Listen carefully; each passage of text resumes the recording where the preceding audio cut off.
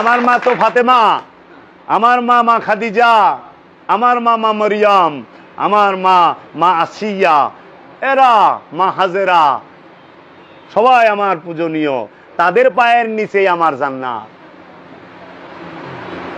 কোন মায়ের পায়ের নিচে জান্নাত? যিনি জগৎ জননী, তার পায়ের নিচে জান্নাত। ফাতেমা নবী সাল্লাল্লাহু আলাইহি ওয়াসাল্লামের কি হয়? আমাদের কি হয়? অনেকে বলে না আমাদের মা হয় নাকি? কি হয়? কেন বোন হয়? দলিল বলেন। ইন্নামাল মুমিনুনা ইখওয়াহ, দুনিয়ার সমস্ত মুমিন ভাই বোন।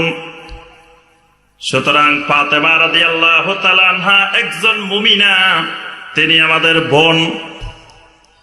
কিন্তু নবীর স্ত্রীরা আমাদের মা। কোরআনে কারিমের আল্লাহ পাক আয়াত নাজিল করে বলে দিয়েছেন এরা তোমাদের মা। সুতরাং এরা বাদে দুনিয়ার সমস্ত মুমিনা নারীরা আমাদের বোন। শুধু নবীর স্ত্রী কয়জন? 11 জন।